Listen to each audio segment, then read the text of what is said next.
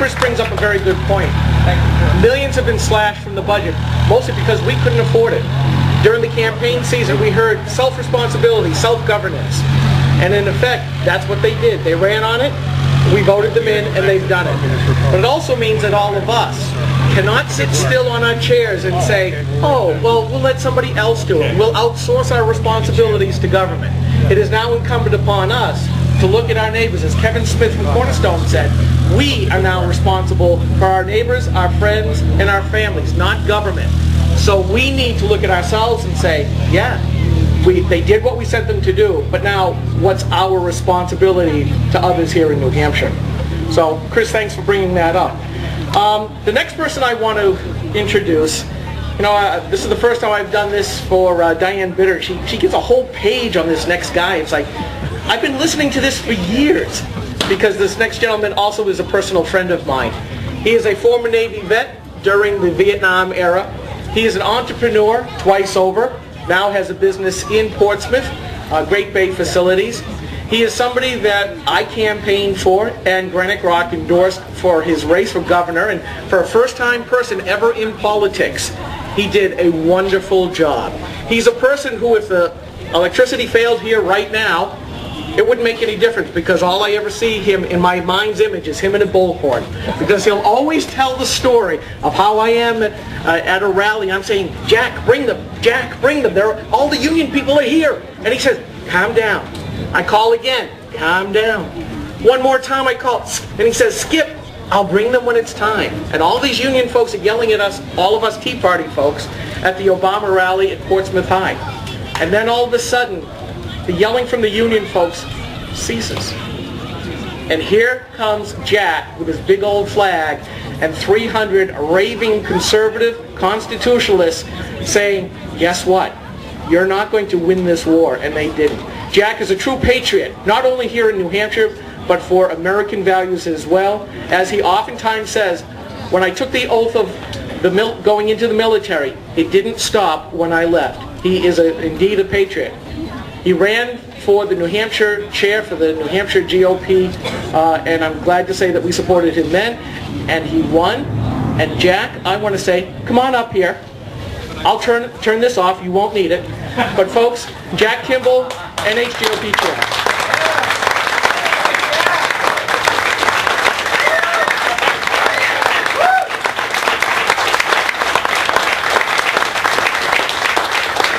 Well, thank you, Skip. Thank you. And Diane Bitter, I keep saying thank you even in my dreams. It's been at least 100 times. So thank you again. This is wonderful. What a beautiful day. Typical Republican day. Bright and sunny. Optimistic. A couple things that I want to do. I want to thank somebody who has been there, certainly for me personally, but also for all of us. For a couple of years, at least as long as I've been involved, 3 years, and a person that doesn't seek gratitude, very humble person, but a guy that's my good friend, and that's Jeff Chittister. Jeff Chittister has been here for years. He seeks nothing. He comes here at the request of most of us to MC these events. And I think it's astounding that he finds the time to do it. So we owe you a debt of gratitude, Jeff. Thank you. Thank you. One quick word. I want to also acknowledge our National Committee woman sitting right here in front of me. A lot of times a thankless job, believe me, I know. Phyllis Woods, please stand up. Phyllis is the Energizer Bunny of the Republican Party.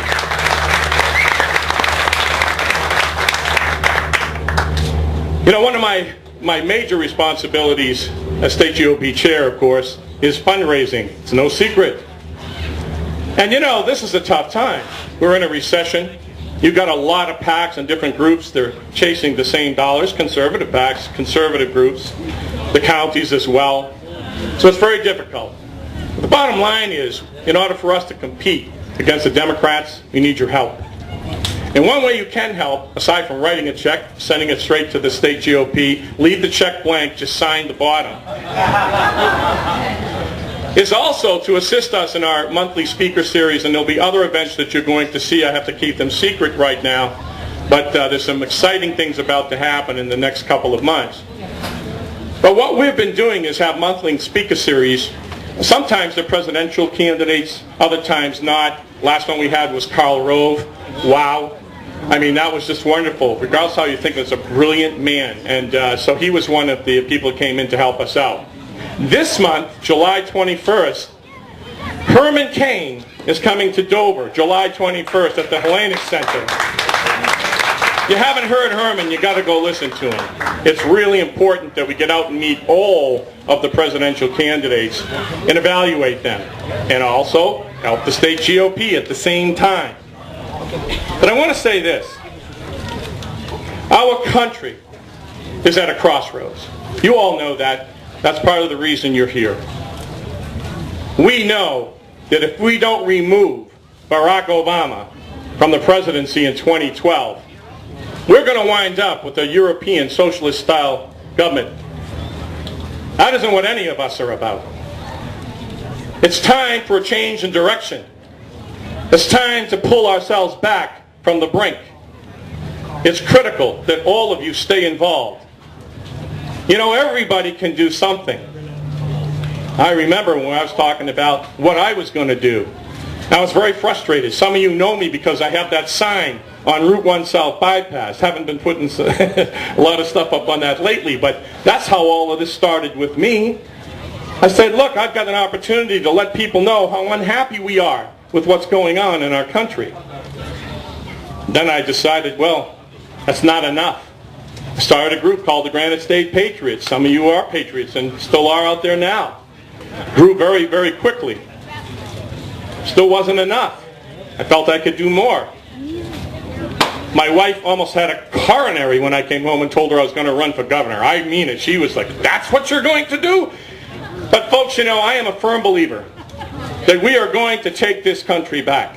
And we're going to take it back one state at a time. It's the states that are going to take this country back. You look at the governors that we have out there now. Rick Perry comes to mind. Jan Brewer comes to mind. Governor Walker from Wisconsin. We got one of those here. He's not a governor, but the back and spine of steel is present. That would be Speaker of the House, Bill O'Brien. You got one of them here. You're seeing a resurgence of patriotism in this country that you've not seen in decades. Yes, I consider myself to be a patriot. There's no question about it. That's really why I'm up here before you today, because never thought this is anything that I'd be doing.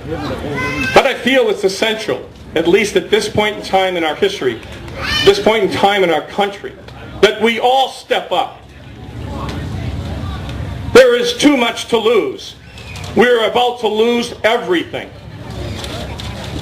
So stay involved with your country, stay involved with your state. Some of the other things I want to bring to mind. We had such an overwhelming victory on November 2nd, certainly nationally with taking the House, but think about this.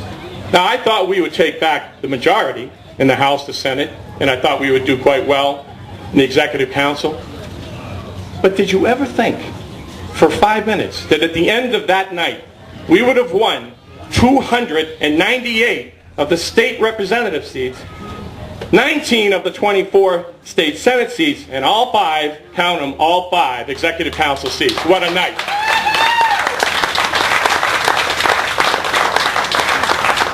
But my fear is this: complacency. This isn't the time to be complacent. We got them down. It's time to keep them there. Don't let up. It's critically, don't laugh. I could have said something else. But it's critical right now at this point in time to give the Democrats no breathing room at all. They don't deserve it. This is about liberty. This is about freedom. This is about America. And when you talk about items like right to work being vetoed by this governor, parental notification being vetoed by this governor, pension reform being vetoed by this governor, that's John Lynch, folks. It's time to send him packing. It is time that we elect a Republican governor. We're going to have some good candidates step forward. And all of us have to play a role and come out and vote for a conservative, strong Republican governor.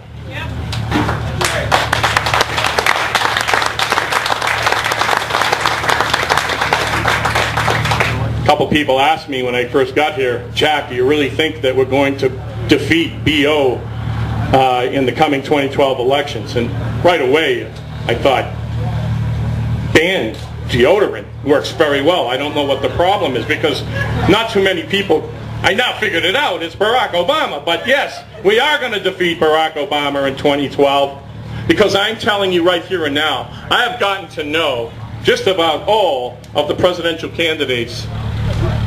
Many of them have become my friends.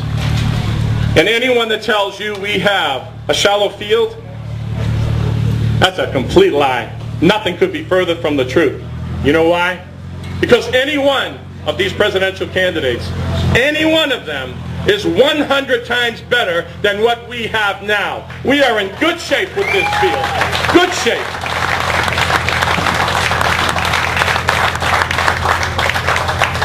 So I close with this. Please remember, all the veterans from prior wars, all the lives lost, all the physiological and psychological damage done to our military men, and even today our active duty soldiers, they have provided to us everything. Let's not let them down. Let's make sure 2012 is our year. We take our country back, get back to our constitutional values, and never again let it come this close. Thank you very much. Thank you.